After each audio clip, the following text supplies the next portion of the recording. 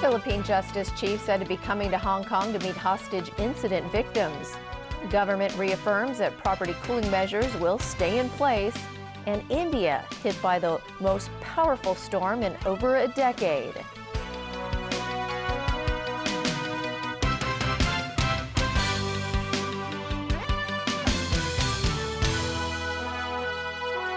Hello and a very good evening. According to media reports in Manila, Philippine Secretary for Justice Leila de Lima will come to Hong Kong tomorrow to meet with survivors and families of the victims of the 2010 Manila bus hostage tragedy.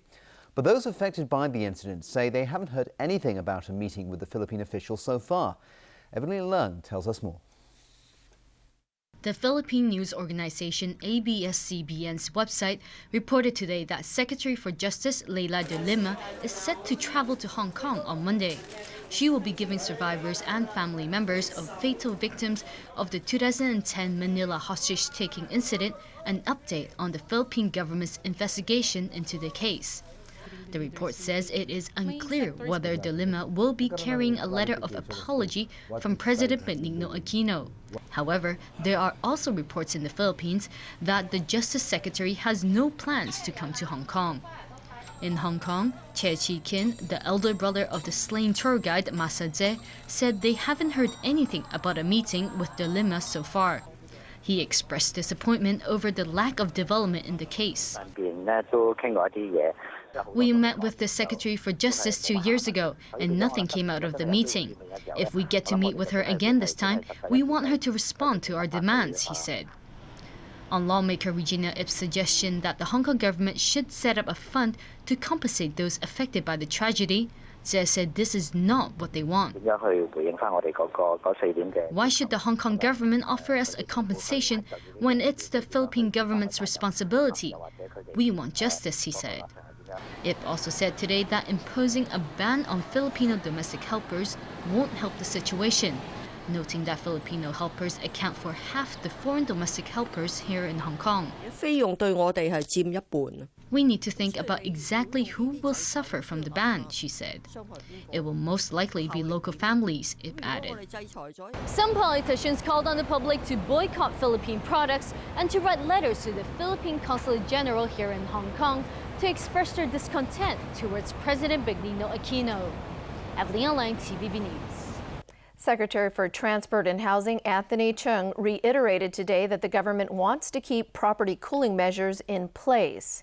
He said the property market is still volatile and softening the demand-curbing stamp duties may send the wrong signal to investors. Joao de Silva reports. A new selling point pitched by local property developers is said to be attracting many home buyers. New customers are reimbursed for a substantial part of the amount paid in buyer's stamp duty and double stamp duty. The government says it will not comment on particular sales strategies, but insists that the demand-curbing measures remain necessary. Secretary for Transport and Housing Anthony Cheung said the market is still volatile and that's why the government wants to keep the property cooling measures in place. He explained that any changes to the measures could mislead investors into thinking that the risk in the local property market is gone. And he added that a so-called sunset clause setting an expiry date for the measures is not on the table for consideration. The measures introduced over the past year will be up for scrutiny at the Legislative Council's Bills Committee on Tuesday. Meanwhile, Secretary for Development Paul Chan said in a blog post that in the first quarter of next year, the government will launch a 15-month feasibility study on developing the New Territories North area. The study will include the Fan Ling Golf Course and Fan Ling Lodge, the traditional summer retreat of Hong Kong's top leader. João da Silva, TVB News. Turning overseas now, the number of casualties from the most powerful storm to hit India in more than a decade has been relatively light, with only 7 deaths reported so far. Still, the cyclone packed a powerful punch, destroying thousands of homes and causing widespread damage to infrastructure. And weather experts warn heavy rains and strong winds will continue to affect the region over the next few days. India is picking up the pieces after the most powerful cyclone in more than a decade slammed into the country's eastern seaboard. Cyclone Pylon roared ashore overnight, making landfall in Odisha state, flooding towns and villages and destroying tens of thousands of thatch homes. Still, the country seems to have been spared the widespread loss of life that many had feared would happen when the storm hit. Officials say the priority now is rebuilding local infrastructure and getting aid to the people caught up in the storm. People are working with the state police and the Home Guard, Civil Defense and Fire Services to see that the roads become passable quickly. And the electricity people and communication people are trying their best to restore power and communication as fast as possible. The final number of casualties is expected to climb, and parts of the cyclone-battered coast remain isolated by downed communication links and blocked roads. But initial indications are that the decision by local authorities to evacuate more than 600,000 people from their homes saved many lives. Around 100,000 were also told to leave their homes in neighbouring Andhra Pradesh, which also felt the storm's impact. The cyclone slowed significantly overnight, with some areas reporting little more than breezy drizzles by midday today. But weather experts have warned that parts of the region will face heavy rain and winds for the next 24 hours or so.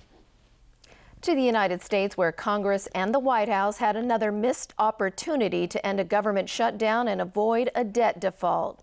The October 17th deadline is only 4 days away, and there is still no deal in sight.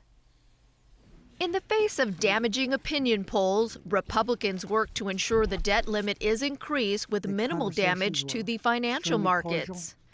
The GOP's latest proposal paired a 6-month plan to keep the federal government open with an increase in the government's borrowing limit through January. It's a temporary Band-Aid that President Barack Obama rejected outright. And it wouldn't be wise, as some suggest, to just kick the debt ceiling can down the road for a couple of months and flirt with the first ever intentional default right in the middle of the holiday shopping season. Democrats in the White House say any deal has to increase the debt limit and reopen the government. But Republicans demand concessions that include reining in debt and stopping bloated government spending. They warn Americans not to be fooled by Obama's drama. Now, I'm sure all this back and forth has sounded like the typical Washington drama. But politics isn't about politicians. It's about stemming the tide of debt and deficits that threaten to wash out an entire generation's opportunities. But Obama still refuses Republican concessions and insists the GOP is keeping the government closed. A political party is risking default for the first time since the 1700s.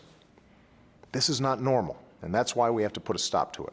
The president of the World Bank agreed, urging U.S. policymakers to fix their problems before it's too late. Inaction could result in interest rates rising, confidence falling, and growth slowing.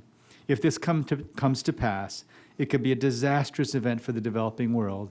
Despite the standoff, 3 of the most famous U.S. national parks, the Grand Canyon, Mount Rushmore, and the Statue of Liberty, are set to reopen. State governors reached deals to reopen their respective parks between Saturday and Monday. U.S. fugitive and whistleblower Edward Snowden may be a criminal to authorities in America, but to some former U.S. government officials, he is a hero. They presented Snowden with the Sam Adams Award for Integrity in Intelligence. In his acceptance speech, Snowden criticized National Security Agency surveillance methods as dangerous to democracy. This is about a trend in the relationship between the governing and the governed in America that is coming increasingly into conflict with what we expect as a free and democratic people. If we can't understand the policies and programs of our government, we cannot grant our consent in regulating them. The video released by WikiLeaks was reportedly shot this past week in Moscow, where Snowden was granted asylum back in August. The Americans who awarded Snowden once worked for the Central Intelligence Agency, the Federal Bureau of Investigation, the Justice Department, and the NSA. Snowden is still considered a U.S. fugitive charged with espionage. North Korea is refusing to sign a non-aggression agreement that U.S. Secretary of State John Kerry offered earlier on condition of denuclearization. In a statement carried by the North Korean state media, a spokesman for the National Defense Commission said the U.S. should stop sanctions meant to punish the country's nuclear tests in February this year. Just a few days ago, Pyongyang criticized joint military drills by the U.S., South Korea, and Japan. Pyongyang viewed the drills as a military confrontation. Yesterday's response came after John Kerry said Washington was ready to have a peaceful relationship with Pyongyang, provided it's committed to denuclearization as agreed to in 2005. Tens of thousands of people line the streets of Hanoi today to bid farewell to Vo Nguyen Giap, the general who led Vietnam to victory over France and then the United States. Some cried, others cheered in salute as his flag-draped coffin passed by on a truck-drawn carriage. The procession travelled along a 40-kilometre route from the National Funeral House in central Hanoi to the airport. He was buried later today in his home province in central Vietnam. Nicknamed the Red Napoleon, Giap is considered one of the greatest generals in the 20th century for his victories over vastly better equipped armies which ended French colonial rule and ensured communist control of Vietnam. Well, Australia's Labour Party has elected Bill Shorten as its new leader following the party's drubbing in last month's election. He'll be Labour's third leader in 4 months and takes over as new Conservative Prime Minister Tony Abbott prepares for the first sitting of Parliament. Shorten admitted his job won't be easy. Rebuilding the Labor Party is a hard task. I don't have to say I'm humbled. I am genuinely humbled at the significant honour and privilege that the people in the Labor Party have displayed by choosing me to be their leader. Authorities in the eastern city of Ningbo on the mainland are cleaning up an oil spill after a tanker explosion yesterday. The blast left 7 people dead and another person injured. The 300-ton tanker was under repair at a shipyard when the explosion occurred shortly before 9 a.m. The vessel then caught fire and oil leaked into the Yangjiang River, a major source of water for Ningbo, which has a population of more than 7 million. The fire was extinguished in about 2 hours. Maritime authorities sent 6 boats to the scene to deal with the oil leak. Workers set up booms to contain the oil spill as cleanup efforts got underway. The cause of the explosion is still being investigated. And still to come in our newscast, additional terms and conditions for licenses of upstairs bars, the proposed Harbourfront Authority to focus on its social objectives, and new flood barriers to protect Venice from high tides.